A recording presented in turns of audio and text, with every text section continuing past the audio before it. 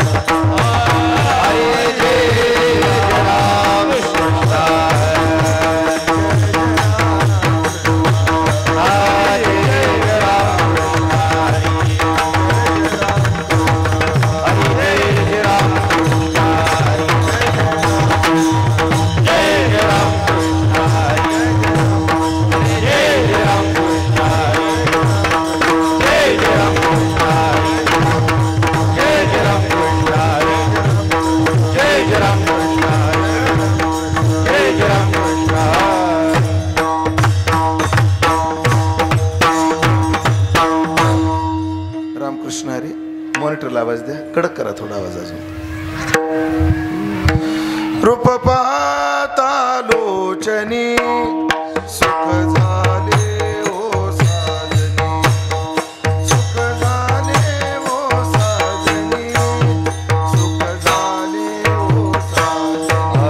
रूप पाहता लोचनी सुख झाले ओ साजनी, सुख झाले ओ साजनी, सुख झाले ओ साजनी. रूप पाहता लोचनी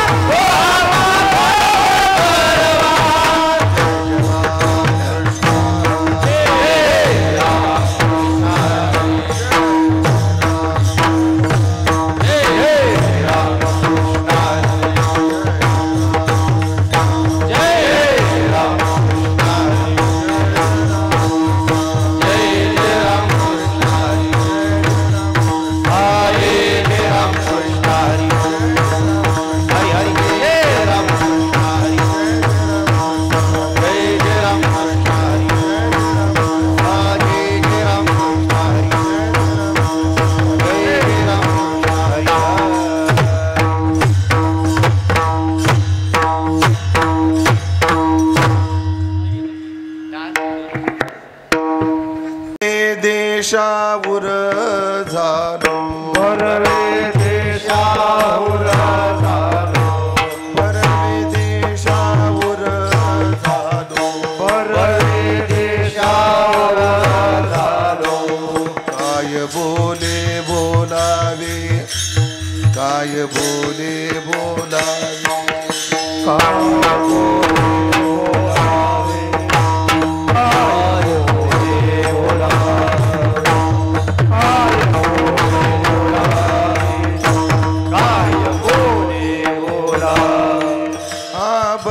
देशावर झालो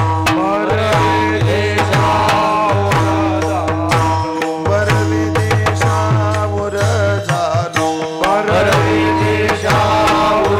झालो काय बोले बोलावे काय बोले बोलावे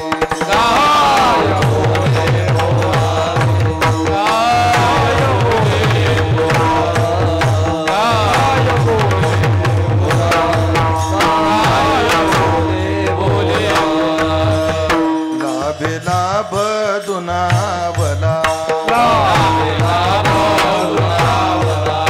लाभे लाभ दुनावला जीवधाला दर्शने जीवधाला दर्शने जीवधाला दर्शने जीवधाला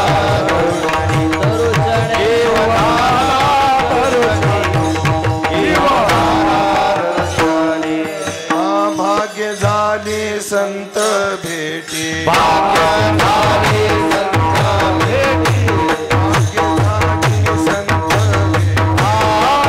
झाले संत भेटी आवडी पोटी होती ते आवडी पोटी होती आवडी पोटी होती आवडी पोटी होती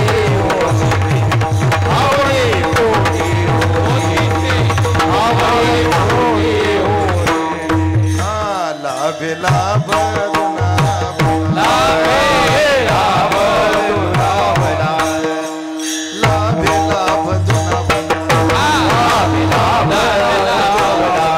जीवदाना दर्शने जीवदाना दर्शने जीवदाना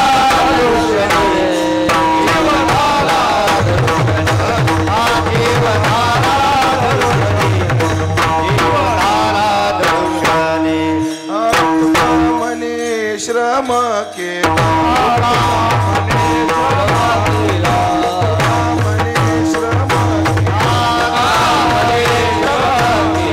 अवघा आला फळाशी श्रम अवघा फळाशी श्रम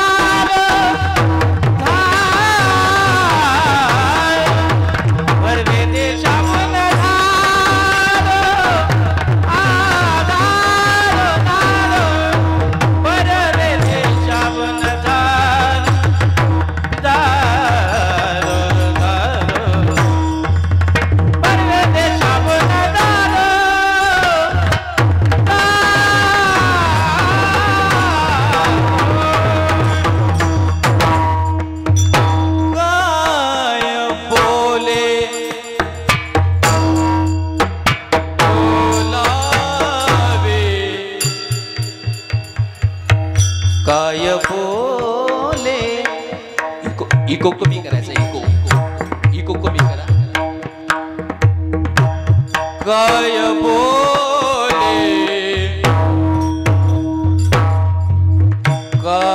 काय बोले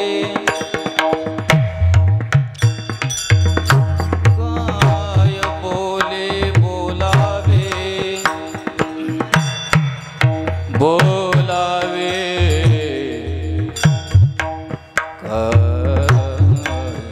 काय बोले काय बोले बोलावे काय बोले काय बोले बोला बोला बोला काय बोले काय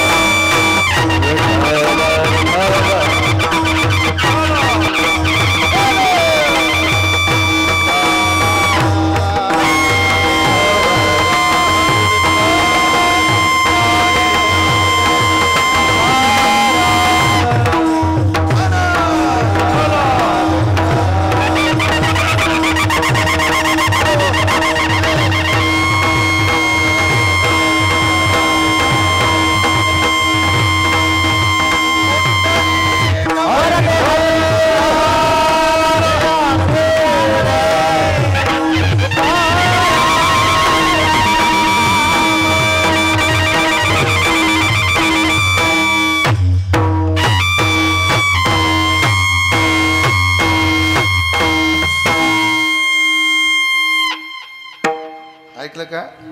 पुंडलिक वरदा शाळेच्यातलं झाल्याशिवाय शिंग वाजवायचं नाही.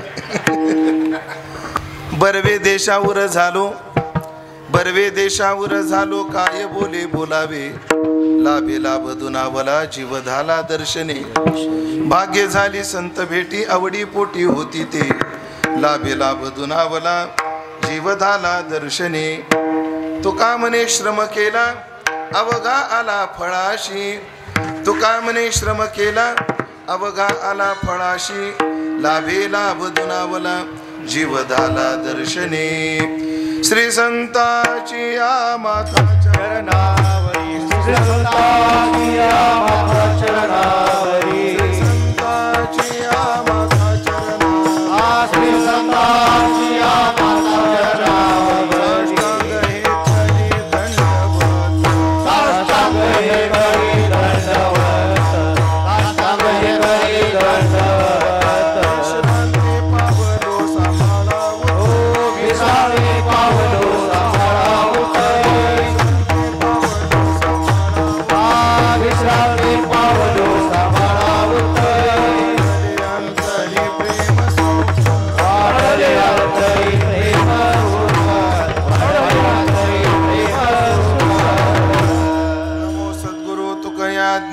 दीपा नमो सद्गुरु सच्चिदानंद रूपा नमो सद्गुरु भक्त कल्याण मूर्ती नमो सद्गुरु भास्करा पूर्ण कीर्ती सेवे लागी सेवक झालो तुमच्या लागलो निज चरणा अहो स्वामी तुकया देवा यावरी न करावा अवेर संपाद्य ज्ञानंच विधाय भक्तिं विलोकितोयेन समाधिराज वैराग्यवंतं सुविचारयुक्तं नमामि जुगं शिरसा गुरुंतं जयांचे केलिया स्मरण होय सकळ विद्यांचे अधिकरण तेच वंदू श्री चरण श्री गुरूंचे ते नमस्कारोनी आता बर्वे देशावर झालो काय बोले बोलावे लाभे लाभ दुनावला जीव झाला दर्शने सेवेकरता निवडलेला अभंग संत श्रेष्ठ जगद्गुरु श्री तुकाराम महाराज यांचा चार चरणाचा अत्यंत गोड सुंदर प्रसिद्ध असा हा अभंग असून या अभंगातून जगद्गुरु श्री तुकोबाराय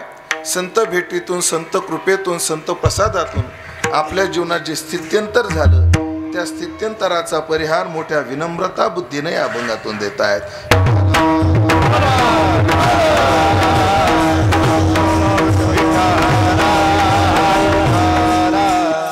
परम पावन क्षेत्र डिकसळ या पावन क्षेत्रात अखंड समाधी घन स्वानंद सुखनिवासी गुरुनाम गुरु सद्गुरु रामचंद्र महाराज यांच्या समाधीस्थली त्यांच्याच पुण्यतिथीच्या 43व्या उत्सवाच्या निमित्ताने संपन्न होत असणारा भक्ती उत्सव मोठ्या आनंदात मोठ्या उत्साहात सध्या या परंपरेचे अधिपती परमादरणीय परमश्रद्धेय पूज्यश्री प्रकाशजी महाराज बोधले अर्थात पूज्य महाराज यांच्या कुशल अशा नेतृत्वाने सर्वांच्या सहकार्याने हा उत्सव संपन्न होतो आहे.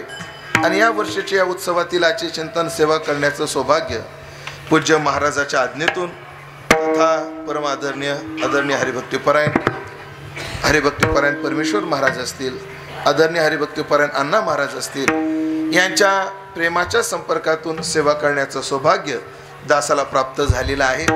तरी ज्ञानोबाराय तुकोबाराय सद्गुरू जोग महाराज सद्गुरू बोधले महाराज जशी कृपा करतील तसं मी अभंगाचं चिंतन करण्याचा प्रयत्न करणार आहे.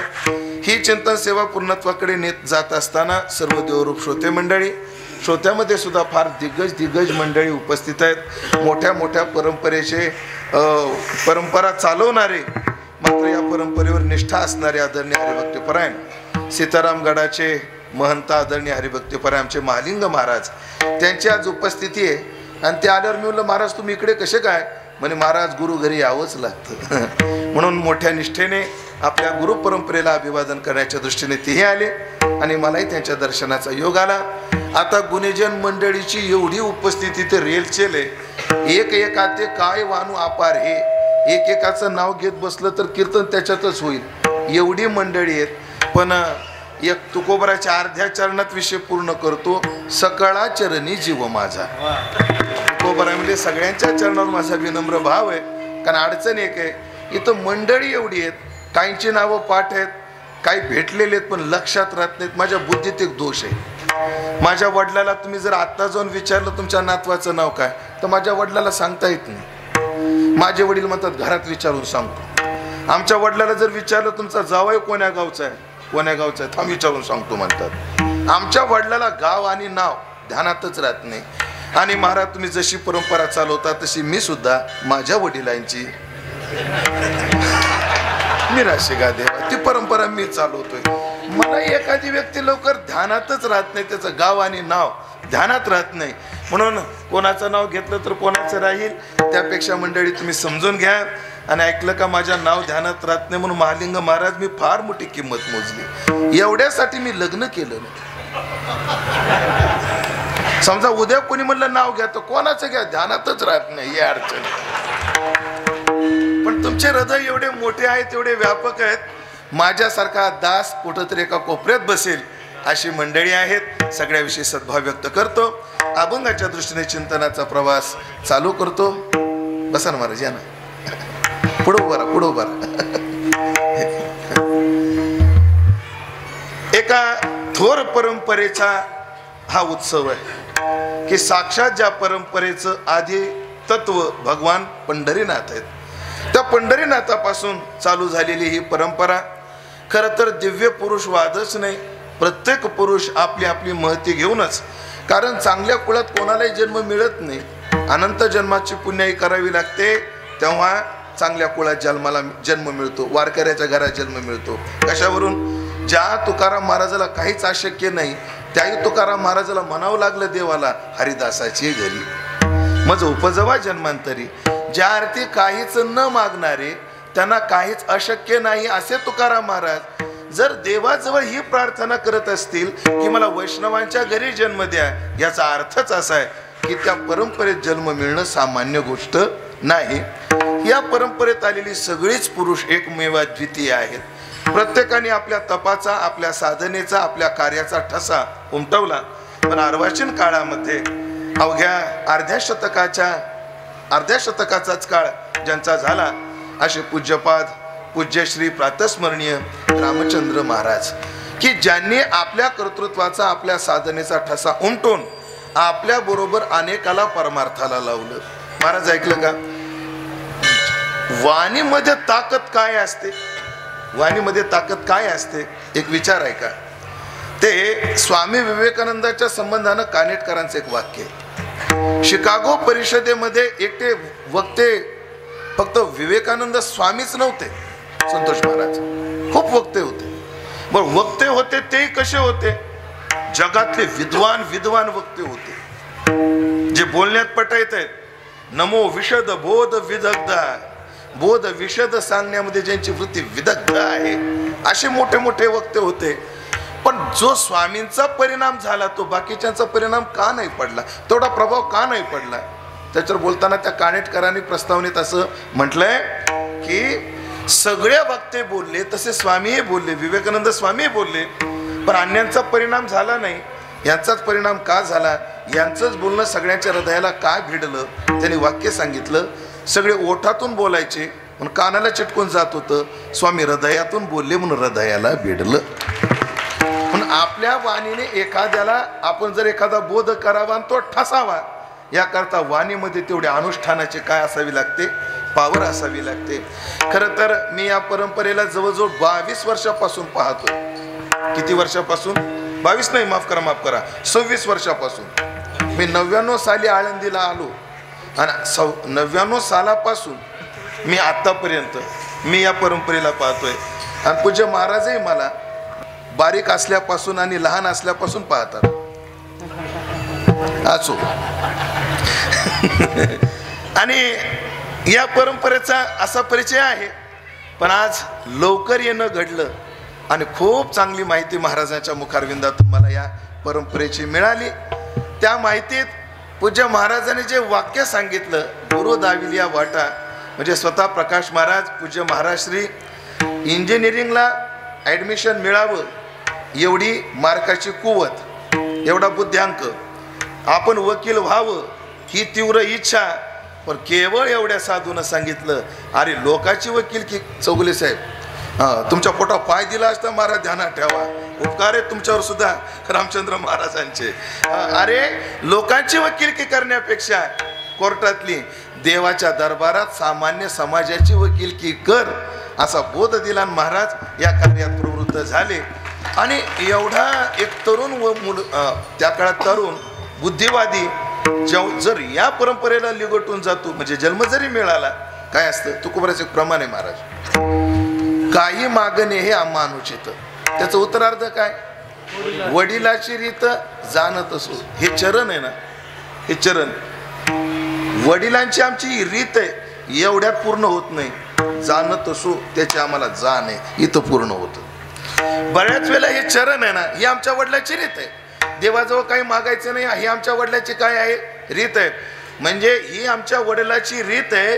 ह्या रीत भातीला धरून एवढा प्रभाव त्या चरणावर, या शब्दावर पाडला जातो. मला वाटतं जेवढा ही रीत आहे तशी आम्हाला त्याची जाण आहे. जाणत असो हे शब्द सुद्धा त्या चरणातले तेवढेच महत्वाचे आहेत.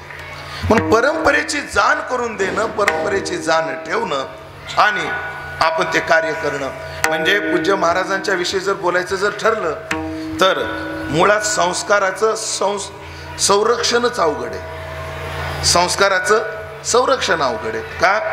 पैसा जसा पेटीमध्ये ठेवता येतो सोनं जसं कपाटात ठेवता येतं तसे संस्कार पेटीत नाही ठेवता येत. मग जयाचे लिले माझी नीती जियाली दिसे. संस्कार हे आचरणाने जिवंत ठेवावे लागतात. मुळात संस्काराचं संरक्षणच काय आहे? अवघड आहे. काही लोकांना संरक्षण जमतं पण त्याचं संवर्धन जमत नाही. ते संस्कार काय केले पाहिजे? वाढवले पाहिजे. म्हणजे संस्काराचं संरक्षणच जमत नाही. त्याहीपेक्षा अवघड आहे संस्काराचं संवर्धन, ते वाढवणं. आणि मला वाटतं संरक्षण आणि संवर्धन जेवढं अवघड आहे त्याही पेक्षा अवघड आहे संस्काराचं संक्रमण. संस्काराचं संक्रमण. पण ज्यांनी लीलया संस्काराचं संरक्षण केलं म्हणजे आपली बोधले महाराजाची आलेली परंपरा रामचंद्र महाराजांनी जपली. पण त्याच्या आधी भक्ती परंपरा आहे आणि विद्वत्ता त्याला जोडली, हे संवर्धन आहे.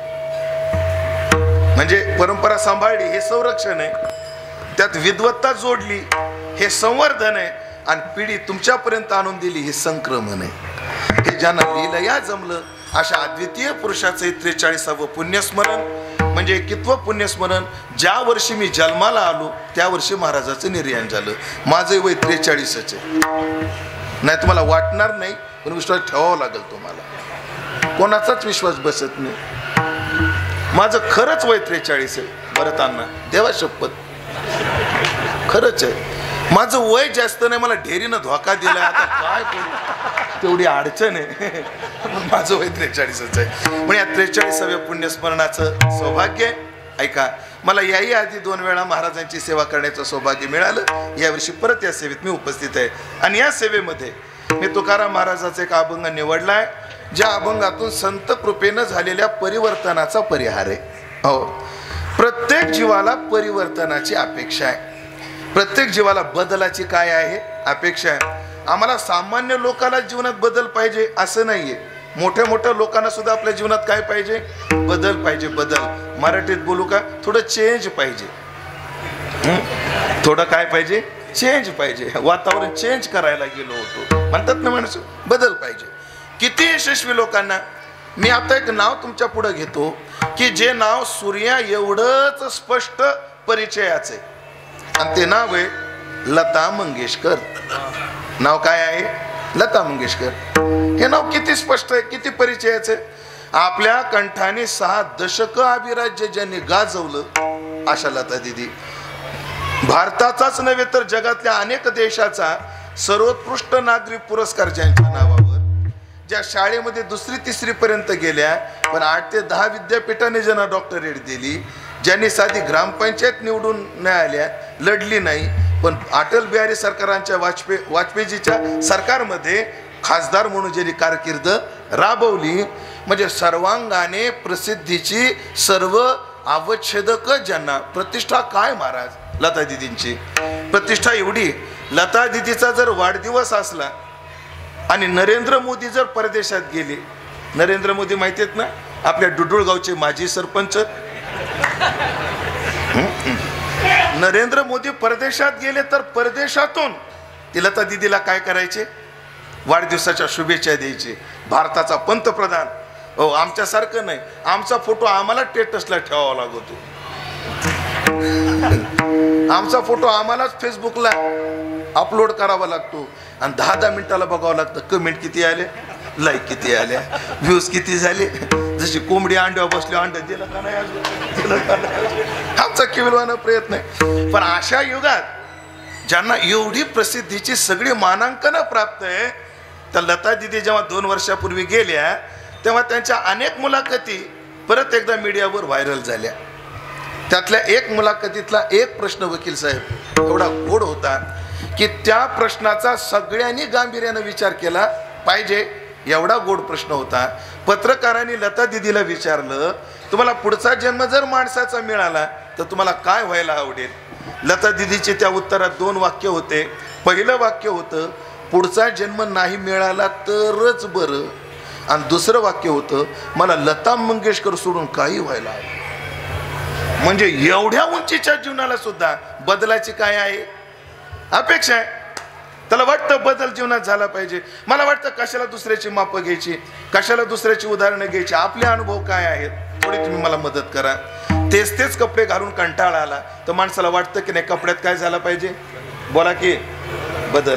तेच जेवण कंटाळा आला की माणसाला काय वाटतं, जेवणात काय झालं पाहिजे, बदल.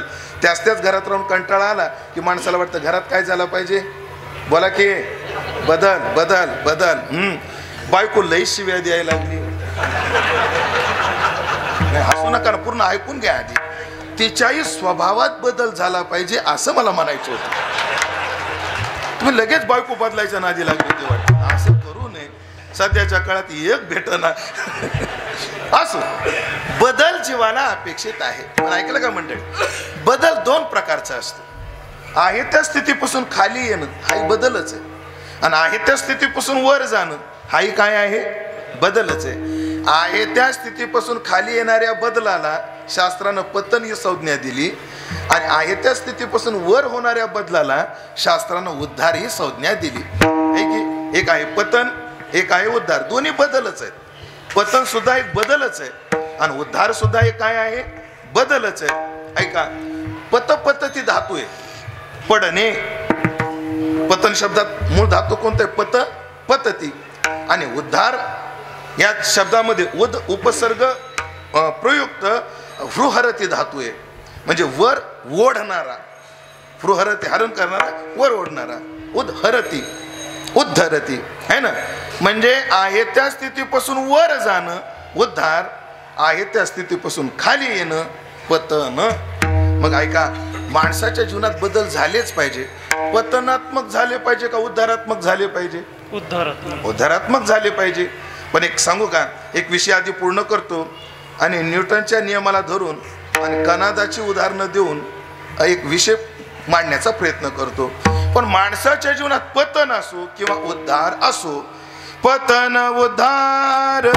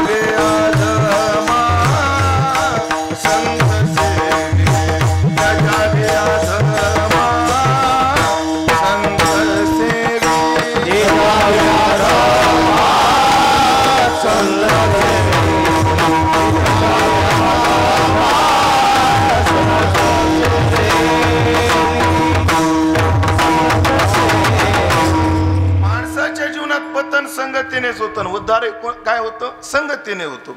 ऐकलं का?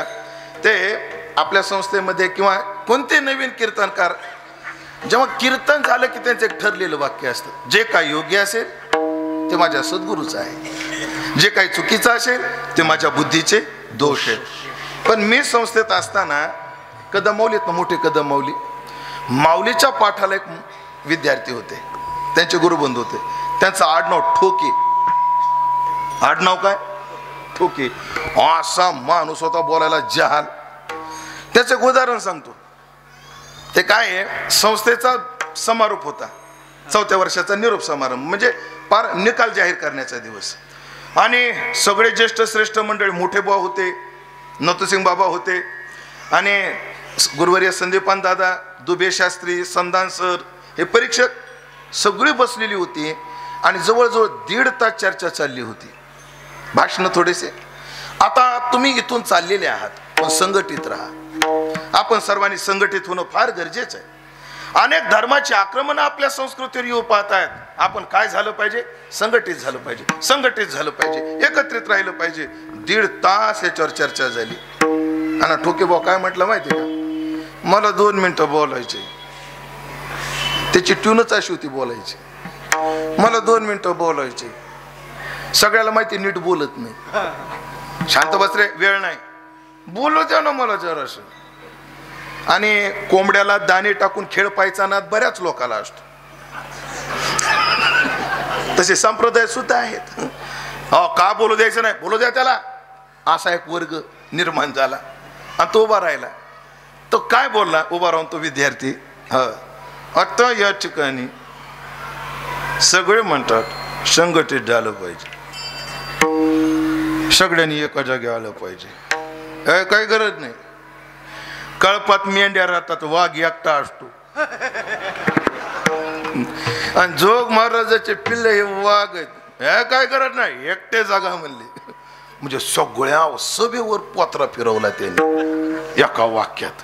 असा त्याचं प्रॅक्टिसचं कीर्तन मला त्या महाराजाचं चांगलं आठवतं.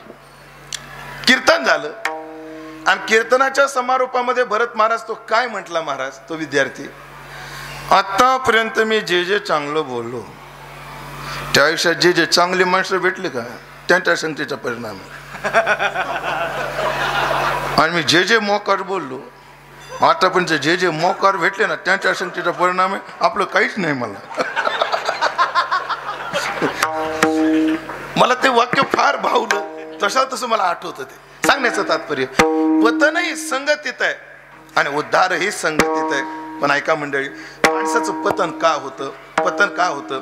त्या न्यायशास्त्रात पतनाचं, आद्य पतनाचं असमवायी कारण गुरुत्व सांगितलंय. गुरुत्व.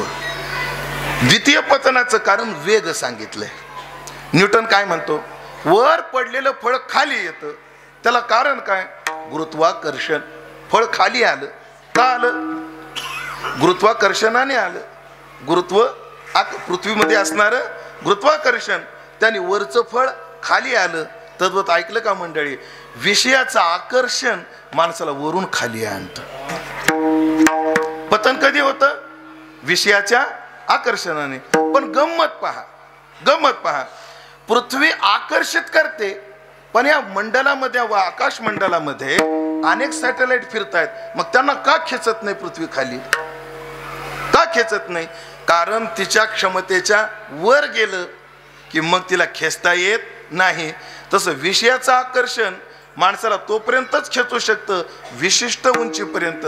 एकदा माणसाची उंची मोठी झाली ना त्याला विषयाचं आकर्षण खेचू शकत नाही, पतन होऊ शकत नाही. हो, म्हणून म्हटलंय, जो आपुलेनी नागरपणे इंद्रभुवना ते पाबळे म्हणे, आणि ते केवी रंजे पालवणे भिल्लाचे सांगे कुमुददळाचे नेते. जो जेविला चंद्र किरण चोकटे, तो चकोर काय वाळवंटे चुंबित असे. तैसे आत्मसुख उपाईले, तयासी आपण पेचे फावले. तया विषय सहज सांडवले, हे बोलू काही. कितीतरी श्लोक आहेत, कितीतरी ओव्यात. न तेषु रमते बुधा तेषु न रमते. तेषु नाम यो हि संस्पर्शजा भोगा येषु. पण का न रमते? अद्यंतवंता दुःख योनया. हे विषय कसे आहेत? अद्यंत, आदिवान आणि अंतवान आहेत. आणि विषय कसे आहेत? तर दुःख योनया आहेत. हे त्यांना कळालं. त्यांनी आपली उंची एवढ्या उंचीवर नेली, म्हणून आता त्यांचं पतन शक्य नाही. आणि मग ऐकलं का? आम्हाला बदलच पाहिजे. तर पतनाचा बदल नकोय आम्हाला. आम्हाला बदल कोणता पाहिजे? उद्धाराचा बदल पाहिजे. आम्हाला ती उंची गाठायची. आणि परत ध्यानात ठेवा, माणूस उंच कधी होतो? उंच माणसाच्या सहवासात राहिला तर. प्रसिद्ध आहे बघा तो दोहा, सगळे कीर्तनकार सांगतात. एक हत्तीची शेळीची मैत्री झाली म्हणे. कोणाची? हत्तीची शेळीची. कशी झाली? देवा शपथ आपल्याला माहित नाही. झाली. हत्ती मला, शेळी ताई काय रे हत्ती दादा, चल म्हणले, जिकडं तिकडं पावसाने रेलचेल केली आहे, असा निसर्ग रम्य वातावरण झाले, चल जरा म्हणे रामलिंगाकडे जरा फिरून येऊ. रामलिंगच ना बाबा ते, रामलिंगाकडे फिरून येऊ म्हणले. तो धबधबा सुद्धा चालू झाला असेल आता रामलिंगाचे. जर सुंदर चल म्हणले फिरायला जाऊ. मग हत्ती पुढं शेळीसोबत गप्पा मारत मारत ऐसे बोलत चालत हत्ती आणि शेळी निघाले. पण शेळीचे दुखायला लागले पाय. शेळी म्हणजे हत्ती दादा बस झालं राव, जाऊ वापस. अगं थोडं राहिले आता, जाऊ ना. नाही म्हणे माझे पाय दुखायला लागले. थांब म्हणले, थांब मी तुला डोक्यावर घेतो. आणि हत्ती खाली बसला. आणि हत्तीनं कोणाला डोक्यावर घेतलं? बरेच हत्ती शेळीला डोक्यावर घेतात. असो. मग त्या हत्तीने शेळीला काय केलं? डोक्यावर घेतलं. शेळी नावाचा प्राणी एवढा लुबरा खाण्याच्या बाबतीत, ज्ञानोबा चरणे शेळी यायचे म्हणतात. खाण्यासाठी शेळी कुठं जाईन, काय खाईन भरोसा नाही. अहो शेळी नुसता पेढा खावा वाटला तर सरम कुंडीला जाते. पोहे खावा वाटली तर मसा जोगलाच पडत. शेळी लय बेकार. आणि मग ती शेळी होती खायला. पण बऱ्याच ठिकाणी तिचं काय व्हायचं, तिला फळ आवडायचे पण तिचं तोंड पोचत नव्हतं. पण आता हत्तीनं डोक्यावर घेतल्यामुळे तिच्या आवडीचं फळ आलं की ती म्हणायची हत्ती दादा थांब. थांबला हत्ती की पाहिजे ते फळ पाहिजे तो पाला खाऊ लागली. शेळीचं तोंड तिथपर्यंत पोचत नव्हतं. पण शेळीचं तोंड का तिथे पोचलं? संगत मोठ्याची केली. संगत करना बढो की दोहाय. संगत करना बढो की बढ़त बढ़त बढ़ जाए. संगत करना बढो की बढ़त बढ़त बढ़ जाए. आजा बैठी गज शीस पर मन चाहे सो फल खाय. हो म्हणून शिवाजीराव भोसले एक फार मोठे वक्ते झाले. पहा व्याख्याते कोण? शिवाजीराव भोसले. त्यांनी पुढारी आणि कार्यकर्ता यांचं नातं महाराज लय गोड समजून सांगितलं. आपण तेच गुरु शिष्याकडे घेऊ. त्यांनी पुढारीन काय सांगितलं? अण्णा कार्यकर्ता. आपण गुरु शिष्यात घेऊ. गुरु शिष्याचं नातं कसं असावं? म्हणे 10च्या आकड्यासारखं असावं. गुरु शिष्याचं नातं कसं असावं? 10च्या आकड्यासारखं असावं. त्यात 1चा आकडा गुरु आहे आणि 0चा आकडा शिष्य आहे. म्हणे 1चा आकडा कोण आहे? गुरु आहे. 0चा आकडा कोण आहे? शिष्य आहे. एकानं कायम डोक्यात ठेवलं पाहिजे, जोपर्यंत आपल्या पुढे 0 वाढणार नाही तोपर्यंत आपली किंमत वाढणार नाही. पण पुढे ऐका, 0नी चांगलं डोक्यात ठेवलं पाहिजे. एकाजवळ गेल्याशिवाय किंमत मिळणार नाही. 0नं डोक्यात ठेवलं पाहिजे, एकाजवळ गेल्याशिवाय किंमत मिळणार नाही. अर्थात 0 जोपर्यंत एकाजवळ येत नाही तोपर्यंत त्याला 10 ही प्रतिष्ठा मिळत नाही. 0 जेव्हा एकटाच फिरवतो ना तो 0च असतो. मग 0ला मोठं होण्याकरता एकाकडे जावं लागतं. तसं माणसाने गेलं पाहिजे. बळी संतापायी ज्या द्यावाजी. म्हणून जीवनामध्ये अशी उंची गाठण्याकरता सत्पुरुषाच्या सहवासात राहिलं पाहिजे. सत्पुरुषाचा सहवास सहजासहजी मिळत नाही. हो 2 वाक्य बोलतो बघा, पटलं तर. संत भेटत नाही एवढीच अडचण नाहीये. संत भेटत नाही ही तर अडचण आहे समजा 2 मिनिटा करता. संत भेटून सुद्धा भेटत नाही ही मोठी अडचण. भागवतातले 3 उदाहरणं तुमच्या समोर ठेवतो. नल कुबेराला नारद भेटले पण संत बुद्धी झाली का? नाही. रवगुणाला जड भरत भेटली, संत बुद्धी झाली का? नाही. दुर्योधनाला विदुर भेटले की नाही? भेटले, पण संत बुद्धी झाली का? नाही. याचा अर्थ संत भेटत नाही ही अडचण तर आहेच, पण संत भेटून सुद्धा भेटत नाही ही मोठी अडचण आहे. आणि मग संत भेटण्याकरता, संत भेटून भेटण्याकरता सायास करावे लागतात. फुकट काही मिळत नाही. संत का फुकट मिळतात काय? या जगात कोणालाच काहीच फुकट भेटत नाही. हे परस्पराला भ्रम आहे. ह्याला वाटतं ह्याला फुकटचं भेटलं, ह्याला वाटतं ह्याला फुकटचं भेटलं, आणि तुम्हाला सगळ्याला वाटतं महाराज लोकाला फुकटचं भेटत. फुकटचं भेटत नाही. एवढे थंडीचे दिवस आहेत तरी कीर्तन झाल्यावर माझा पटका काढून बघायचा, अख्खा घामानं भिजलाय. आमचा घामाचा पैसा आहे हो.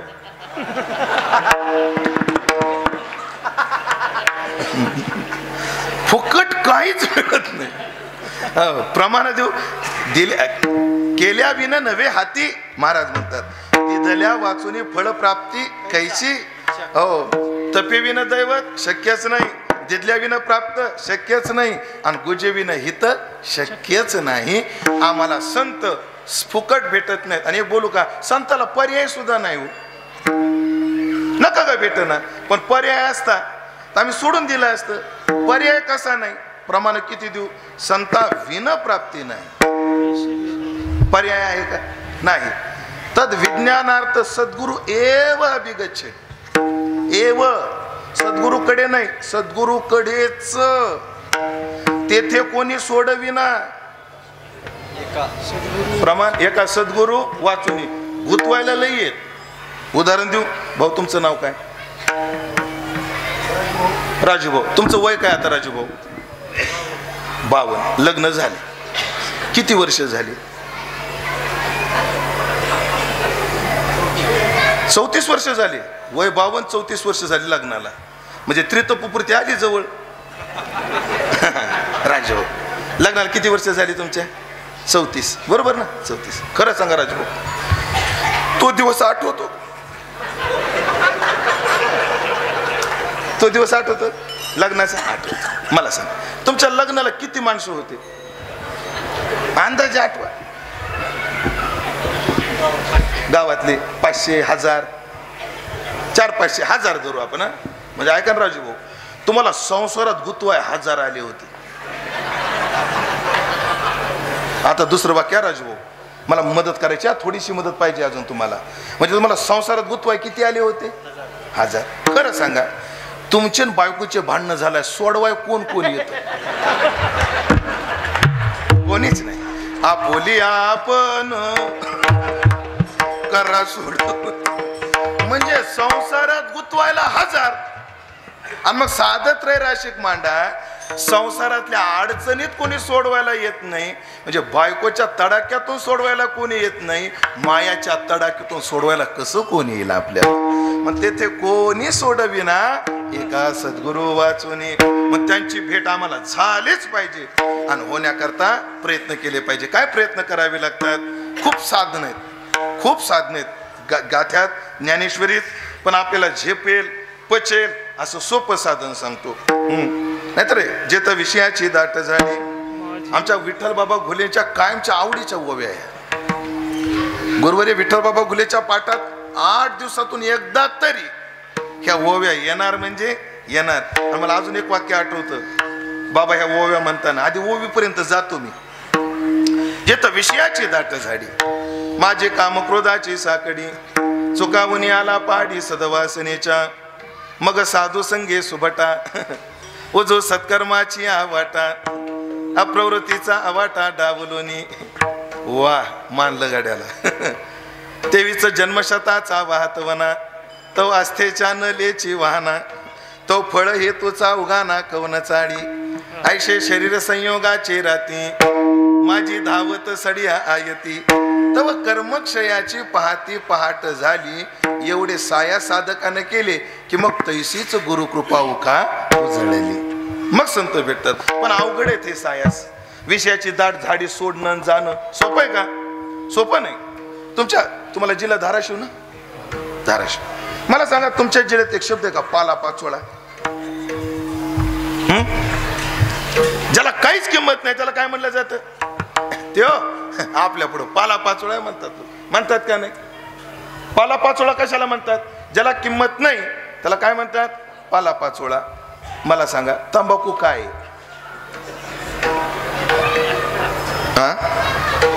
पाला पाचोळाच आहे की सुटती? खरंय बघा,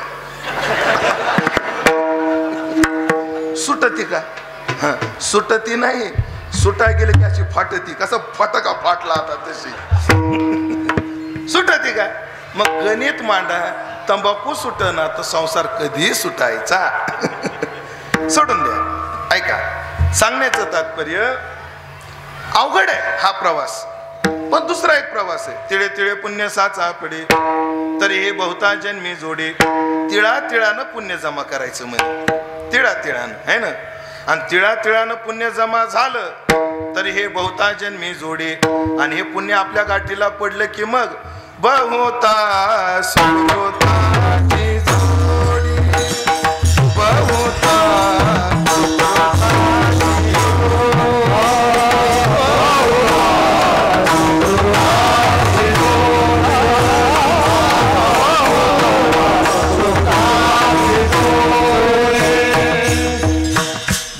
सुकृताची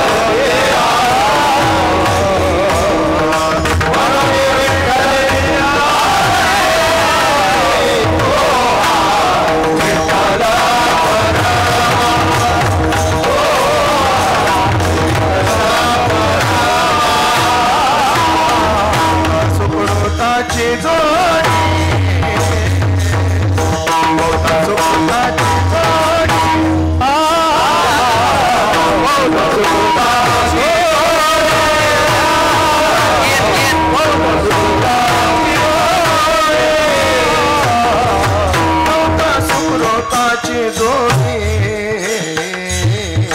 बहुता सुकृताची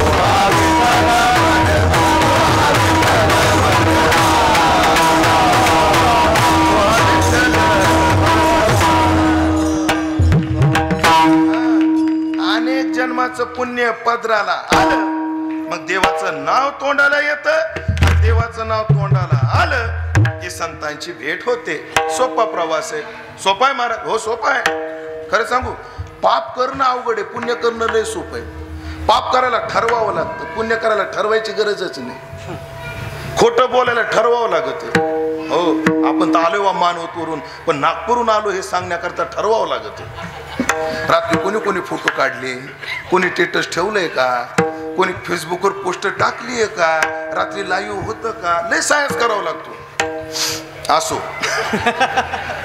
खरं बोलायला काहीच नाही खरे बोलता कोण लागत ते सायास तुकोबर आहे म्हणतात ऐकलं का या माता मौलीला प्रश्न विचार छोटासा लय मोठा नाही माणसाला पुण्य करणं सोपं आहे पाप करणं अवघड आहे मला सांगा मावशो सरळ बोलणं सोपं आहे का टोचून बोलणं सोपं आहे हा सरळ बोलणं सोपं आहे बरं का बरं टोचून बोलत आहे सोन स्वयंपाक करू लागली मस्त दोडक्याची भाजी मस्त एक दोन कोरड्या भाज्या आमच्या वैद्यबाबाच्या भाषेत मुगाचं वरण वैद्यबाबाची भाषा खुसखुशीत कांद्याची भजे बासमती तांदूळ त्याच्यावर गावरान गाईचं तूप सुंदर आणि गरम गरम चपात्या करत होते सून आणि जेवायला बसलेल्या डंगरीत आपलं सासूला वाढत होते सासूला वाढत होते तर भाजीत काय कमी पडलं मीठ सरळ म्हणायचं अगं सुनबाई भाजीत मीठ कमी पडलं ग चिमूटभर दे हे सरळ आहे पण असं नाही पोरगा अभ्यास करू लागला बाळा काय करतो रे आजी अभ्यास करतो अभ्यास केल्यावर काय होतं रे आजी डिग्री मिळते डिग्री मिळाल्यावर काय होतं रे आजी नोकरी मिळते म्हणजे त्या काळात मिळायची डिग्री मिळते मग काय होतं रे आजी पैसा मिळतो मग बाळ्या ये कर चांगला अभ्यास कर डिग्री मिळव नोकरी कर पैसा कमव आणि एकदा पैसा कमवला ना एक मिठाचा पुडा ना तुझ्या मायला आणून दे आपल्याला भीक लागली घरात मिठत नाही आपलं एवढं उरकावं लागत महाराज पोचून बोलायला हा, सरळ बोलणं सहज आहे की नाही? पण पुण्य सहज आहे, हो, ठरवायची सुद्धा गरज नाही. असं तिळानं पुण्य जमा केलं, देवाचं नगडे संताचा घडतो. ऐका मंडळी, तुकाराम महाराजांनी संत भेटीचे प्रयत्न केले. तया लागी जीव होतो का सावीस, पाहतील वास नयन हे. महाराजांना मोठा कासावीस, फार प्रयत्न केले. कशा करता? संत भेटी करता. अर्थ काम चाड नाही चित्ता, माना मान मोह माया मिथ्या, वर्ते समाधानी जाणून नेनता. हा सगळा प्रवास केला आणि जगद्गुरु तुकोबार आहे ना, हो, मी आज उलटा अभंग सोडवणार आहे, गायक मंडळी सावध. हो, आणि तुकाराम महाराजांनी हे संत भेटीचे सायास केले, हे संत भेटीचे श्रम केले. अर्थात परिवर्तना करता जे पाऊल उचलायचं ते उचललं. संत भेटीचे परिश्रम केले, अर्थात श्रम केले. महाराजाला विचारलं, महाराज त्या श्रमाचं काय झालं? तुका भावे श्रम केला, श्रम केला.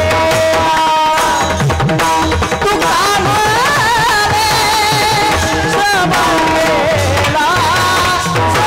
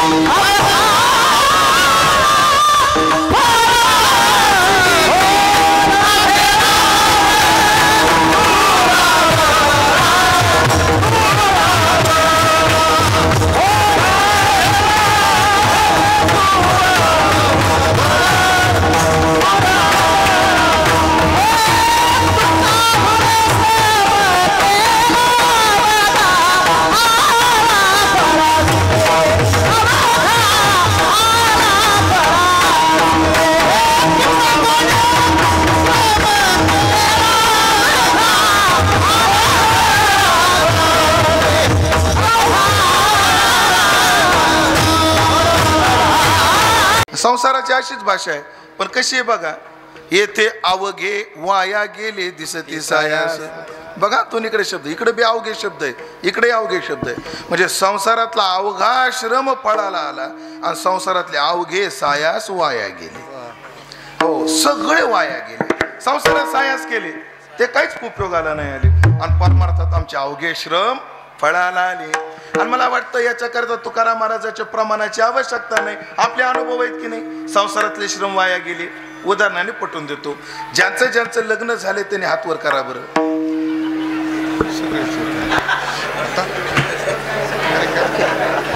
महाराज एवढे ब्रह्मचारी कुठे भेटले तुम्हाला? हा, एवढे ब्रह्मचारी सध्या आळंदीत भेटणं. तुझं नाव काय रे भैया? आदित्य. तुझं झालंय का? आदित्य आहे. ह्यांचे झालेत का सगळ्यांचे? हात वर केला काही? का केलं नाही सांगू का? हे लग्नाला एवढे वैतागले हात वर करायची वासनाच होत नाही बघ यांची. तुझी वेळ गेली नाही, सावध होय बाळा. आदित्य, माझ्या गाडीत जागा आहे, विचार केला का? थांबायचं का बरं? येते अवघे वाया गेले दिसती सायास. आणि इकडं मात्र काहीच वाया जात नाही. त्या खेड्यामध्ये म्हटलंय, काहीच नव जे वाया रे केळिया, एकचे वसवंत विठ्ठल बसवंत अवघिया रे. काहीच नव जे वाया, काहीच वाया जात नाही. तुकोबाराचं प्रमाण काय? नव जे वाया काही देवळाशी जाता, हरिकथेशी जाता वाया नवजे. याच्याकरता एक जुनी मंडळी एक कथा सांगतात. कीर्तनाला गेलेलं, कथेला गेलेलं काहीच वाया जात नाही. बरं, शेवटला गुढ त्या अभंगाचा तो का म्हणे, भाव असता नसता. तुमचं परमार्थाविषयी प्रेम असो अथवा नसो, पण तुम्ही इच्छा असताना किंवा नसताना, इच्छाच नाही तुम्हाला पंगत द्यायची, पण महाराजाला कसं नाही म्हणता बा. असं जरी दिलं तरी सुद्धा वाया जात नाही. तो का म्हणे, भाव असता नसता सायास करिता वाया नवजे, वाया जात नाही. याला जुने कीर्तनकार दृष्टांत द्यायचे. अगदी 2 मिनिटात देतो ना 8 तास घेतो.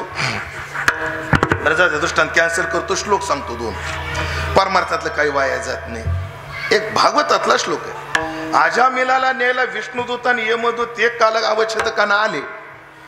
ओढतान, हे आमचं गिरायक आहे, खाऊ नाही ते खाल्लं, पिऊ नाही ते पिलं. विष्णुदूत माझी बिलकुल नाही, आमचं गिरायक आहे. त्यानं नारायण नावाचा उच्चार केलाय. अहो तुम्हाला माहितीये का, तुमच्या देवाचं नाव नाही घेतलं. पुत्राची या लोभे नष्ट म्हणे नारायण. पुत्र लोभानं म्हटलं नाही म्हटलं, पण आमच्या मालकाच्या नावाची महतीच अशी आहे.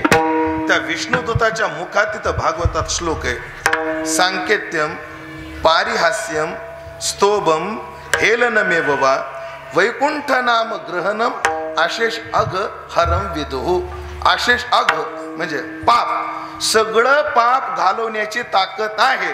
कोणा? नावात. कोणाच्या? देवाच्या. ते नाव कसं घ्या? सांकेत्यम, संकेतानं घ्या. पारिहास्यम, थट्टेच्या दृष्टीने घ्या. स्तोभम, इच्छा नसताना घ्या. हेलनम म्हणजे थट्ट म्हणजे त्याची काय म्हणतात, अविलना करण्याच्या दृष्टीने घ्या, तरी वाया जात नाही. सांकेत्यम म्हणजे काय? रामभाऊ, रामभाऊ इकडे या, हे सांकेत्यम झालं. रामभाऊ, शामराव आहे की नाही. म्हणून जुने लोक सांकेत हे जाणून होते. महाराज, जुन्या लोकांना शास्त्र कळत नव्हतं, पण शास्त्रानं जगत होते. आम्हाला शास्त्र कळतं बस. म्हणून नाव कसे ठेवायचे मुलामुलीचे, त्याच पद्धतीने ठेवायचे. हो, आता नवीन तर लयच कठीण आहे. परवा एका घरी गेलो, नाव काय? त्रिशा. मुलीचं नाव त्रिशा, विजिगिशा. पोरीचं नाव किया. पुरीचं नाव काय? किया. काय नाव आहे बा? हे तर नाव सोडून द्या महाराज, मला प्रश्न पडलाय. मी जर आता ह्यांना विचारलं, तुमच्या आजीचं नाव काय? आजीचं नाव. वडिलाच्या आईचं किंवा आईच्या आईचं नाव काय? ताराबाई. तुमच्या आजीचं नाव? ताराबाई, बानाबाई. तुमच्या आजीचं नाव? राहू दे. हा, आंबोबाई, अंबिकाबाई. माझ्या आजीचं नाव केशरबाई. अजून 50 वर्षाने जेव्हा असाच प्रश्न एखादा कीर्तनकार विचारी, तुझ्या आजीचं नाव काय? की आजी. तुझ्या आजी विजिकिशा आजी. तुझ्या आजोबा आर्यन आजोबा. कसं वाटलो ऐकायला? अवघडे जाऊ. सांकेत्यम, संकेतानं देवाचं नाव घ्या, वाया जात नाही. पारिहास्यम, थट्टा करण्याचं झाला. त्या प्रकाश बाबाला काम नाही आणि आमच्या गावातल्या ढवळ्यांना काही काम नाही. तो बाबा येतो, तारखा घेतो, सप्ताह चालू करतो, ना आमचे हे ना आता आठवड विठ्ठल विठ्ठल विठ्ठल विठ्ठल विठ्ठल झालो यांचं चालू. हा परिहास आहे. आणि या परिहासाच्या दृष्टीने जरी त्यांच्या तोंडात नाव आलं, वाया जात नाही. पारिहास्य, स्तोभम, इच्छा नाही पण काही निमित्तानं नाव, निमित्त सुद्धा नाही. याला श्री गुरु शेखर महाराजांनी उदाहरण दिलं होतं स्तोभम साठी.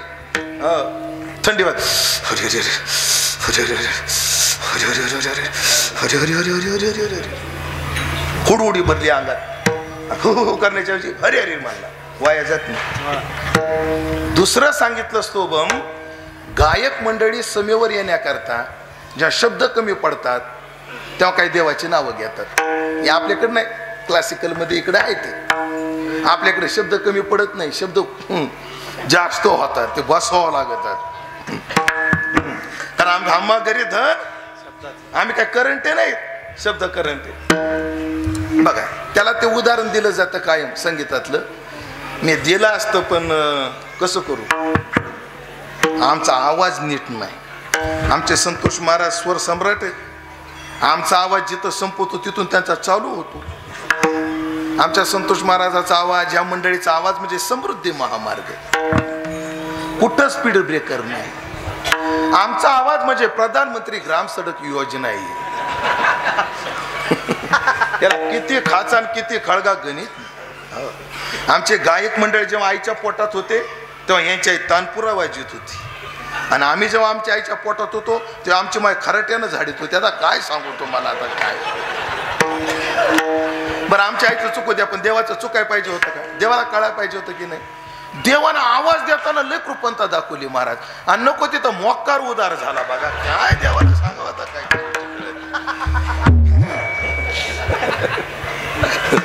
तुम्हाला स्तोभ सांगत होतो, स्तोभ. बैरी कोयलिया कूक लगावे,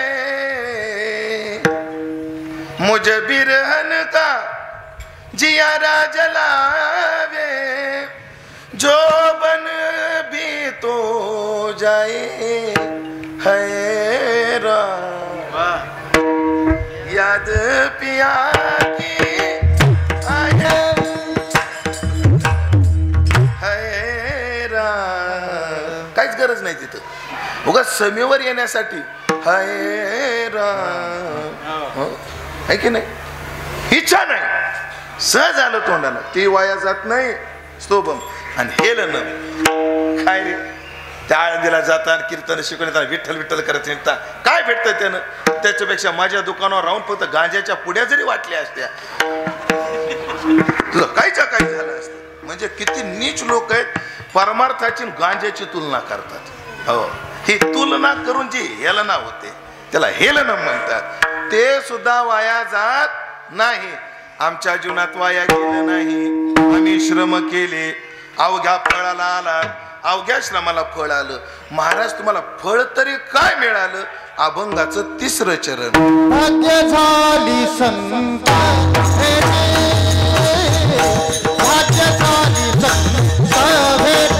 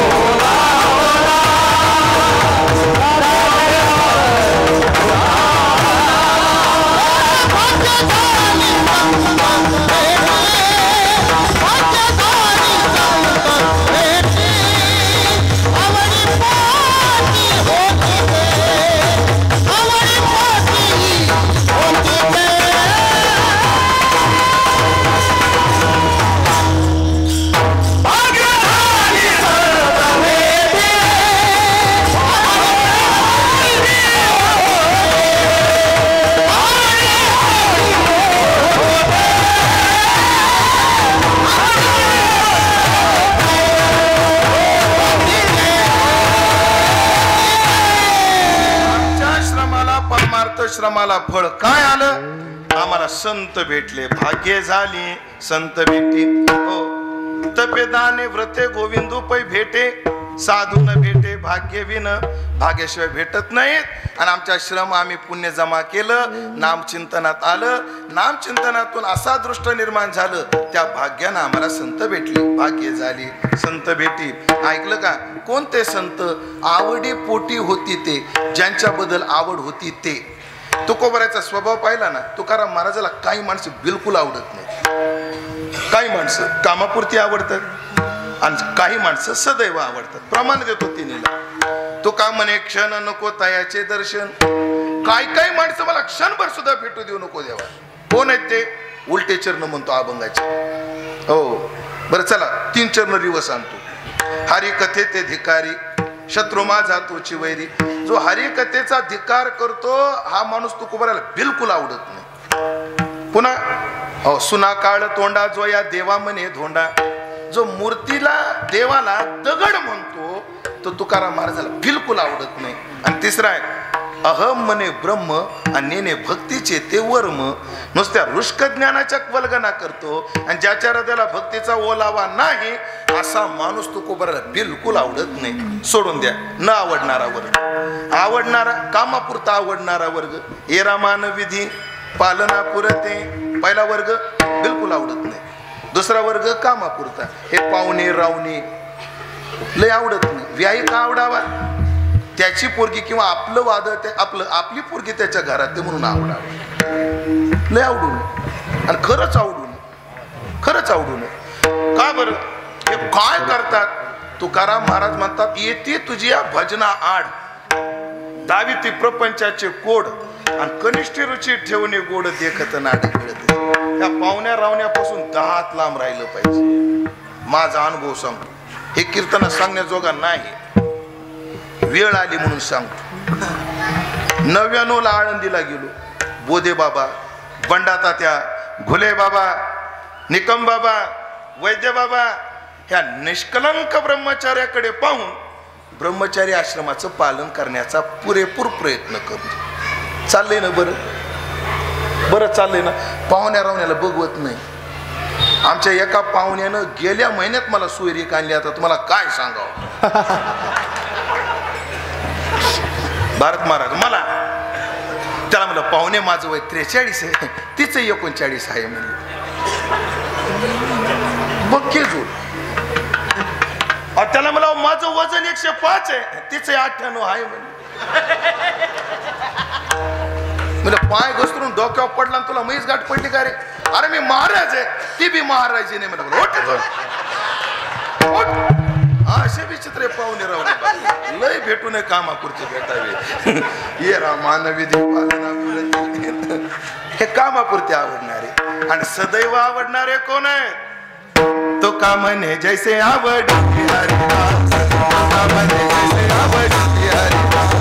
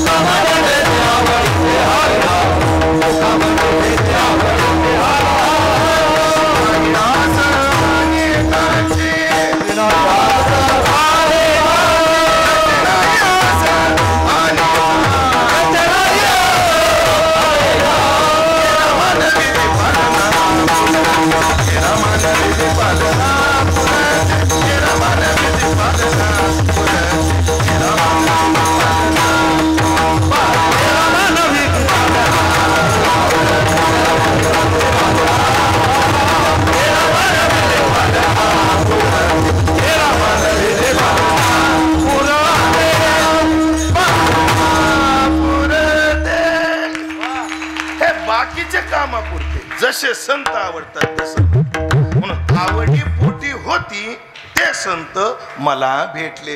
तुमचं नाव काय? संजय भाऊ. संजय भाऊ म्हणलं चालेल तुम्हाला.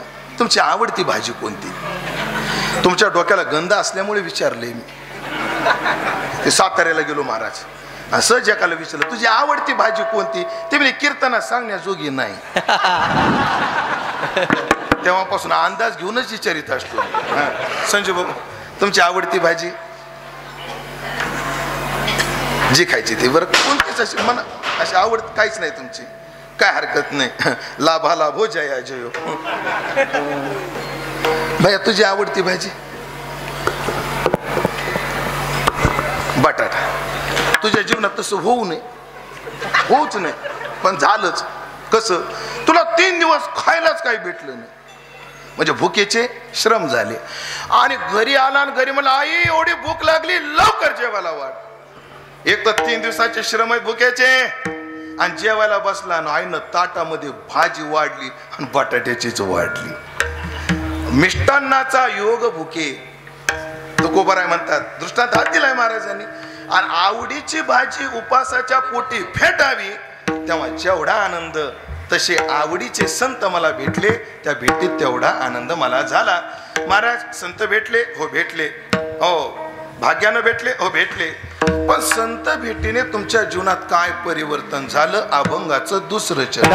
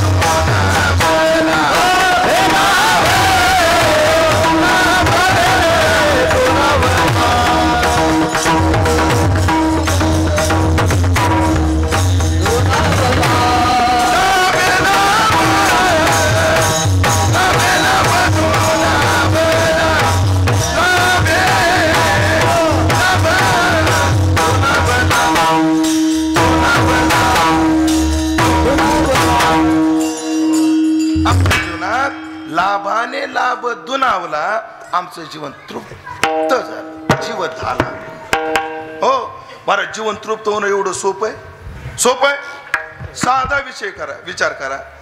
ही नाही लय नालायक, हे लय सज्जन, म्हणून जपून ठेवले. वकील साहेब, चौगुले साहेब, हे काय म्हणतं माहिती का? दिवसातून काही टाक, मी जगाय तयार आहे.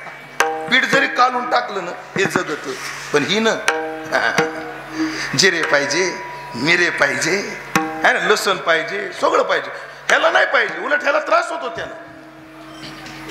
सगळं कोणाला पाहिजे? हिला पाहिजे. महाराज मज्जा हीच आहे, आणि फजिती याची. मला लय खाली जायला आवडत नाही. असो खाली जायला बरं वाटत नाही. ह्याची फजिती हो, पण हिची काही केल्या तृप्ती होईना. किती टनानं हिनं साखर खाल्ली असेल, झाली तृप्ती. पण अशी एका इंद्रियाची तृप्ती होत नाही. पण माझ्या नाही धावा घेत मन, नाही धावा घेत मन, नाही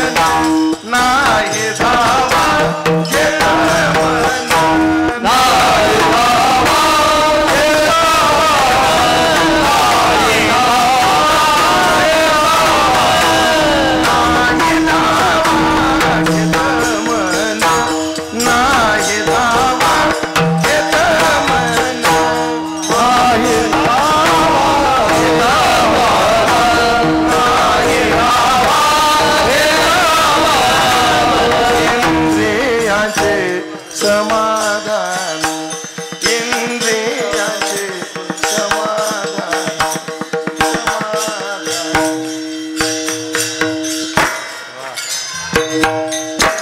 बस आता मनाची पळापळ संपली. तुका म्हणे मना झाले समाधान, देखील आचरण वैष्णवाची जीव झाला. त्यांचं दर्शन झालं, जीव तृप्त झाला.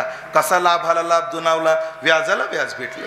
नरदेह मिळाला हाच लाभ आहे, आणि त्या लाभाला संत भेटले हा लाभाला लाभ आहे. किंवा अजून एक वाक्य, संत भेटले हाच लाभ आहे, आणि संतांच्या भेटीत परमात्मा भेटला. संत दर्शनी हा लाभ, पद्मनाभ जोडला. लाभे लाभ दुनावला, जीव झाला दर्शने. आमचं जीवन अत्यंत अत्यंत तृप्त झालं. एवढं तृप्त झालं, आता त्या तृप्तीला देशकाले वेदानुवादा, ज्या सुखाची न करवे मर्यादा, अशा अवस्थेवर आमचं जीवन गेलं. अर्थात आमचं जीवन कसं झालं, बरवे देशावर झालो, बरवे देशावर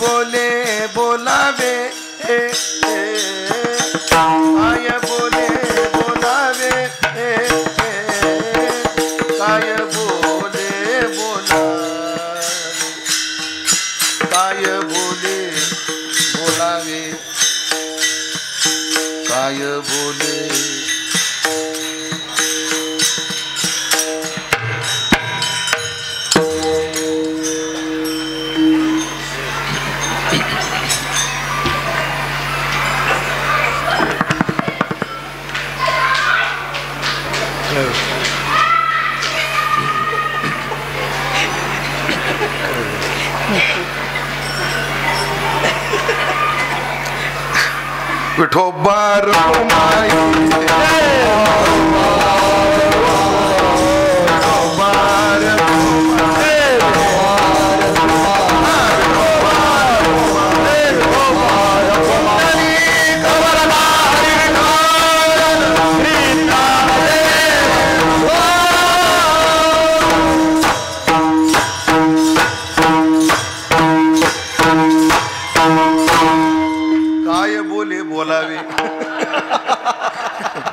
संपलं माझं कीर्तन.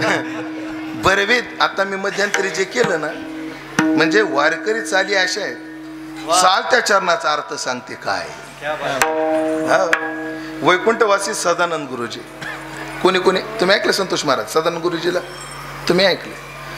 असा परिपूर्ण कीर्तनकार होणे नाही.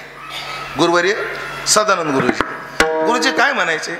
कीर्तनकाराकडे गाणं असावं, चिंतन असावं, वक्तव्य असावं. तसं कीर्तनकाराकडे अभिनय असावा, माकडचाळी नसावी. हो, कीर्तनात अभिनय पाहिजे, कीर्तनात माकडचाळी नको. हो, पण काय बोलावे म्हणून अभिनयानं करून दा. आता बोले काय बोलावे? संतांनी आम्हाला देशावर केलं, या देशातून त्या देशात नेलं. आता संतांनी आम्हाला कोण्या देशातून कोण्या देशात नेलं, दोन प्रमाणामध्ये सांगतो. आतापर्यंत आम्ही कोण्या देशात राहत होतो? मनोराजा एक देहपुरी. आम्ही कोण्या पुरीत राहत होतो? देवपुरीत राहत होतो. आता संतांनी आम्हाला कोण्या देशात नेऊन ठेवलं? ब्रह्मपुरी वास करणे अखंड.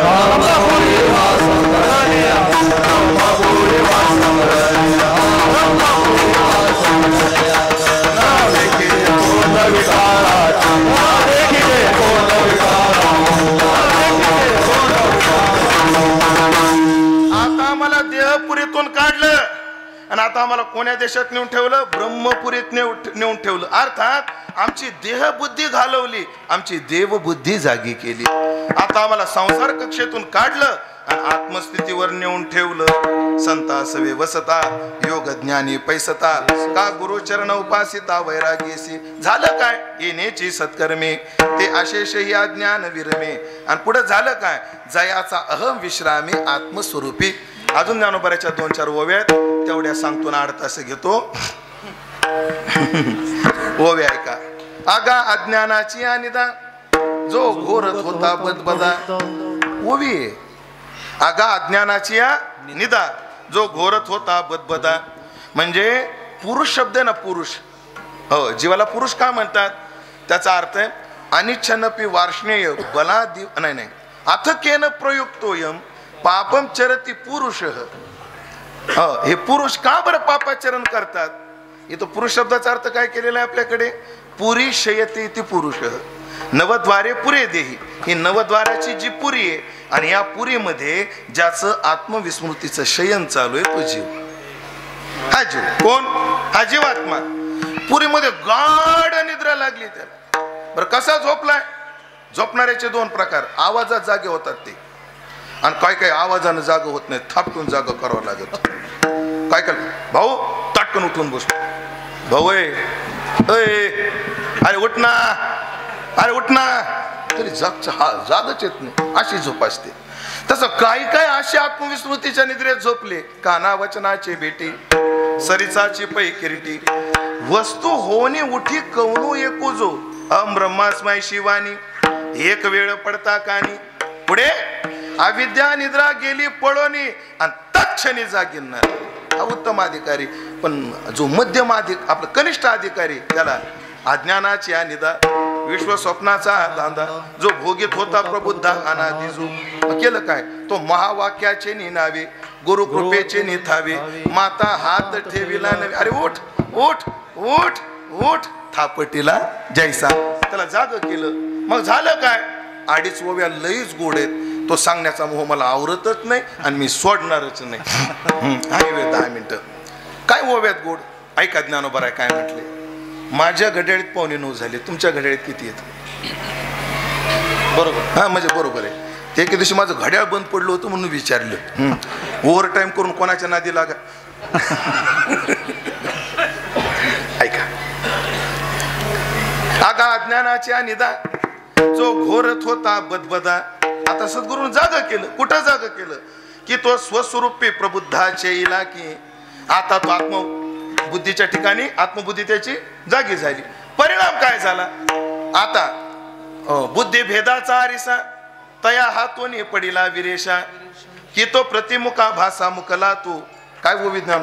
बुद्धी भेदाचा आरिसा म्हणजे भेदाचं दर्शन घडवणारी बुद्धिरूपी आरसा. बुद्धीच भेदाचं दर्शन घडवते. बघा तुम्ही, माणूस जेव्हा गाढ झोपतो, विज्ञानाच्या कसोटीवर सांगतो, वैकुंठवासी जगन्नाथांना सांगायचे अशी काही माणसं आहेत त्यांना तासभर सुद्धा तंबाखू वाचून करमत नाही. आहेत का नाही? अशी माणसं जगात आहेत. अशी काही माणसं आहेत की नाही त्यांना तासभर सुद्धा बिडी वाचून करमत नाही. बिडीला बिडी, त्याला इंग्रजीत चेन स्मोकर म्हणतात. अण्णा कसं म्हणायचे? हा एकदा उठला आणि एकदा बिडीला काडी लावली, दिवसभर याला काडी लागतच नाही. दिवसभर बिडीला बिडी, कुठपर्यंत? याला काडी लागेपर्यंत. अण्णाची भाषा. दिवसभर आता बिडीला बिडी. मग असे चेन स्मोकर असू द्या किंवा असे प्लेयर असू द्या तंबाखूचे, ज्यांना तासभर सुद्धा तंबाखू वाचून करमत नाही, ती माणसं झोपल्यावर 6-6 तास तंबाखू वाचून कसे काय राहतात? का राहतात? त्याचं कारण या वासनेचं दर्शन घडवणारी मी भोगता आहे आणि तंबाखू भोग्य आहे, मी भोगता आहे आणि बिडी भोग्य आहे, ही सगळी वासना हे दर्शन बुद्धी घडवते. आणि सुषुप्तीत काय झाले? सुषुप्तीमध्ये ती बुद्धी अज्ञानाला विषय करते. सुषुप्ती काळात वृत्ती अज्ञानाला विषय करते, समाधी काळात वृत्ती अधिष्ठानाला विषय करते. विचारसागरामध्ये कायमचं वाक्य आपल्याकडे आहे ना, अज्ञानाला विषय करते.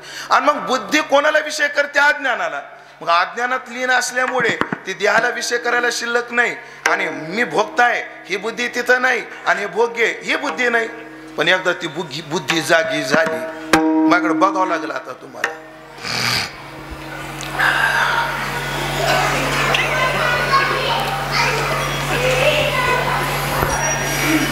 झोपेतून होय बायकोला आवाज देतो, माझी कामधेनू कुठे आहे? गायला कामधेनू म्हणतात. गायला माझी कामधेनू कुठे आहे? ती रात्री उशी खाली होती ना, कामधेनू ध्यानात आली ना का? संगमनेरला जाऊन माल पाण्याला घेऊन येतो तुम्हाला समजून सांगायला कामधेनू. आणि मग तो कामधेनू घेतो. कराग्रे वसते लक्ष्मी. मालिक महाराज काय करतो तो? कराग्रे वसते लक्ष्मी, कर मध्ये सरस्वती, कर मूले तू गोविंदम, प्रभाते कर दर्शन. झाला आतापर्यंत विषय वासना का नाही? मी भोगताय, भोग्य आणि भोग ही बुद्धी का नाही? हा विचार का नाही? बुद्धीच नाही तिथे, बुद्धीच नाही. ही बुद्धीच आमच्या जीवनात भेदाचं दर्शन करून हे दृश्य मी दृष्ट आहे, भोग्य मी भोगताय, हे भजे मी भजक आहे हे करते. पण ज्ञानोबा म्हणतात सद्गुरूनं जाग केलं ना, तो बुद्धी भेदाचा आरसाच फुटला.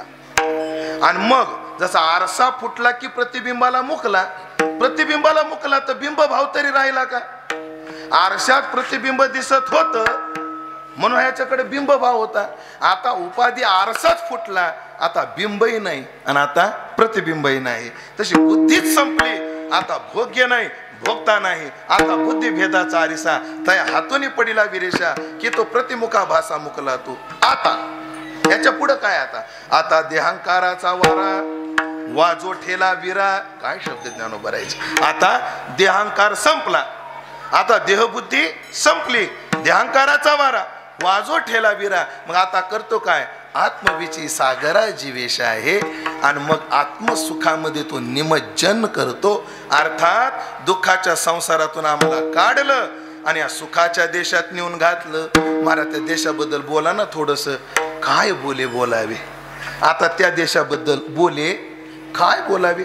तिथं त्या देशाबद्दल शब्दात बोलता येत नाही. काय येत नाही? येतो वाचो निवर्तनते अप्राप्य मनसासह ठावन पवता जयाचा मनेसी मुरडली चारी वाचा. तिथं शब्दच पोहोचत नाही. हो महाराज, तिथं बोलणारा राहत नाही, बोलणंही राहत नाही, काहीच राहत नाही. ऐका ना, ज्ञानोबाराच्या 2 ओव्या देतो, एक अमृतानुभवातली एक ज्ञानेश्वरीतली. ज्ञानेश्वरीत काय म्हणले ज्ञानोबाराय, आता ऐका. हा दिठीवा जयावरी झळके, कोणाचा? संतांचा कृपारूपी दृष्टिक्षेप पडला. हा दिठीवा जयावरी झळके, की हा पद्मकर माथा पारुखे. पुढे शब्द आहे का, तो जीवची परितुके महेशेशी. ऐक ना, आता जीवच काय झाला, शिव झाला. बर्वे देशावर झालो, त्या देशात गेला. पुढं काय म्हणले ज्ञानोबाराय, एवढे जी महिमेचे करणे, एवढे जी महिमेचे करणे, आणि ते वाचा बळे वानू कवने, ते वाचा बळे मी वानू कवने म्हणे. नाही, आता वाचेन बोलता येत नाही, काय बोलावे. आता अमृतानुभवात चला. अमृतानुभवात काय म्हटले ज्ञानोबाराय, किंबहुना निवृत्ती ठेविलो असो जी स्थिती, मला निवृत्तीनाथानं ज्या स्थितीमध्ये ठेवलं ते केवी देव हाती वाचेची. आता वाचेच्या हातात ते देता येत नाही, अर्थात त्याच्याबद्दल बोलता येत नाही. एक शंका, महाराज ऐका, बोलता येत नाही ना, नका बोलू, पण ज्याला बोलता येतं त्याचा पत्ता सांगा, आम्ही त्याच्याकडे जातो आणि समजून घेतो. तुम्हाला नाही ना बोलता येत, हो. तुम्हाला 100 किलोचं पोतं उचलतं का? तुम्हाला 100 किलोचं पोतं उचलतं का? नाही. मग तुम्हाला जर उचलत नाही, ज्याला उचलतं त्याच्याकडे जातो मग मी. तसं तुम्हाला त्या अवस्थेबद्दल बोलता येत नाही ना, नाही, मग ज्याला बोलता येतं त्याच्याकडे आम्ही जातो. आहेत ना शेषासारखे तोंडाळ, आहेत ना वेदासारखे जाणते. ज्ञानोबा म्हणले, अरे तिथं जाऊनही फायदा होणार नाही. का जाणीवेचे नि बळे कोण वेदापासून आले, की शेषाहुनी तोंडाडे बोल की आती हे तो ही अंतरुणा तळवटी दडे, येरू नेती नेती म्हणून बहुडे, येत सनकाधिक वेडे पिशे झाले. महाराज का बोलता येत नाही? ज्ञानोबाराने अमृतानुभव दृष्टांत दिला, तेवढा देतो, देवा शपथ थांबतो. ऐका ज्ञानोबाराचा दृष्टांत. श्रीनिवास महाराज मला ओवी पाठ केली होती, पण तुमच्या आशीर्वादानं काय आठवना मला. आता ह्या लोकांच्या आशीर्वादानं आठवना, पण भाव आठवतो महाराज. कोणाला आठवली तर जरूर सांगा. ही अवस्था कशी आहे म्हणले भरताना, अवस्था कशी ऐका. एक चोर एका घरात शिरला, ऐकताय का? एक चोर घरात शिरला, आणि घरात शिरला तो चोरीचा नियम आहे, लगेच कुलप तोडायचे नसतात, आधी चाब्या शोधायच्या असतात. चोरीचा नियम आहे, मला माहिती आहे, ऐकून ठेवा कामी येईल. चोरीचा नियम काय? लय बारीक नियम आहेत. मी ते धरीला पंढरीचा चोरवर 2 तास सांगत असतो, आता नाही सांगत. चोरात घरात गेल्यावर आधी कुलप नाही फोडायचे, आधी चाब्या बघायच्या म्हणे. आणि लक्षात आलं म्हाताऱ्याच्या उशाला चाबी आहे. चोराला दिसली, चोरानं चाबीला हात लावला, तेवढ्यात म्हातारं जागा झालं. कोण आहे? हे म्हातारा आर्डर. चोरानं त्याच्या गळ्याला चाकू लावला. लक्षात आलं? चाकू लावला. आता म्हातारा जाग आहे का झोपलंय? म्हाताऱ्याला बोलता येतं का? येतं ना, बोलता येतं, पण चोर बोलू देतो का? चोर बोलू देतो का? नाही. बरं चोर नका का बोलू दे ना, पण चोराने तरी बोलाव का ना, ए पोरो तुमच्या बापाच्या गळ्याला मी चाकू लावलाय. तो चोर बोलतो का? बोला की, तो चोर बोलतो का? बरं ते जाग झाले, त्याला बोलू देतो का? नाही. मग ती अवस्था तशीच आहे, बोले ना बोलू देईना.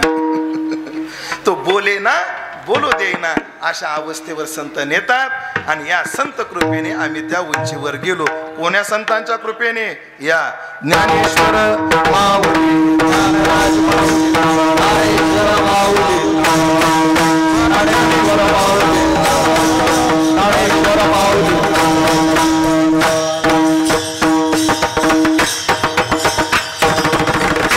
सेवेचा भाग संपलाय. अभंगावर जे काही वेडवाकडे चिंतन करू शकलो ते माझ्या वारकरी शिक्षण संस्थेतले गुरुवर्य, माझे गुरुवर्य संतवीर बंडातात्या कराडकर, माझ्या गुरुच्या चरणी समर्पित करतो. पूज्यपाद प्रातस्मरणीय अखंड समाधीगण रामचंद्र महाराजाच्या चरणी, भगवान पंढरीनाथाच्या चरणी समर्पित करून थांबतो. आज ही चिंतन सेवा पूर्णत्वाकडे जात असताना अनेक माझ्यावर प्रेम करणारी मंडळी आहेत. खरं तर सगळेच नाम उल्लेखाला पात्र आहेत, पण वेळ मर्यादेपोटी सगळ्यांचं नाम उल्लेख करणं शक्य नाही. पण आज आवर्जून माझ्यासोबत आलेले महाराष्ट्रातले ख्यात कीर्त मृदंगाचार्य, आज मृदंगा हे नाव काढलं संप्रदायातलं, की जे नाव घेतल्याशिवाय मृदंग हा विषय पूर्ण होत नाही, असे आमचे भरत महाराज पठाडे. आणि ऐकलं का? म्हणजे रामचंद्र महाराजांनी काय काय केलं, भरत महाराजाचा पहिला दहा इथंच झाला, बरोबर ना, सुरुवात इथंच झाली ना. हो, रामचंद्र महाराजाच्या दरबारातच त्यांची शिक्षणाची काय झाली, सुरुवात झाली. आणि आज उभ्या वारकरी संप्रदायात बरं त्यांच्या वाजवण्याचं वैशिष्ट्य आहे. हो, काय काय लोकांचं असं असतं, सिस्टीम असलं तरच रंगत. आमच्या भरत महाराजाचं तसं नाही, सिस्टीम असो अथवा नसो, तेवढं जीव तोडून. म्हणजे काय, गायकानं आपल्या गाण्याला अनन्य राहावं, मृदंगाचार्याने आपल्या कलेला अनन्य राहावं, आणि कीर्तनकारांनी आपल्या सेवेला अनन्य राहिला की संप्रदायाचा दिग्विजय झाल्याशिवाय राहणार नाही जाणार. म्हणून ही प्रामाणिकता ज्यांच्या वाजवण्यात आहे, गाण्यात ज्यांच्या आहे, अशी मंडळी आहेत. आदरणीय हरिभक्तीपरायण हरिराम महाराज, मला वाटतं आता ते या ठिकाणी राहून वारकरी संप्रदायाची आणि आपल्या बोधले महाराजाच्या फडाची पुढची पिढी घडवतायत. या ठिकाणी राहून विद्यार्थ्यांना, बरोबर ना, हरिराम महाराज इथं विद्यार्थ्यांना शिकवतायत. म्हणून ऐकलं का, एखाद्या महात्म्याने जीवन बनवणं जेवढं महत्त्वाचं तेवढंच भुवन बनवणं महत्त्वाचं, आणि भुवन बनवणं जेवढं महत्त्वाचं तेवढं जीवन बनवणं महत्त्वाचं. भुवनही बनलं पाहिजे आणि जीवनही बनलं पाहिजे. म्हणून पहिल्यापासून आदरणीय प्रकाशजी महाराजांनी हे सूत्र हृदय ठेवलं. भुवन एवढं मोठं बनवलं आणि जीवन बनवण्याचे कार्य ते करतायत. आणि ते कार्य करण्याकरता आदरणीय महाराजांचं सहकार्य आहे, अजून बाकीच्यांचं सहकार्य आहे. त्या सर्वांविषयी सद्भाव व्यक्त करतो. माझ्या वाणीला पूर्णविराम देतो. एकदा सर्वांनी तुकोबारायचं भजन करा. सेवा समाप्त. तुकाराम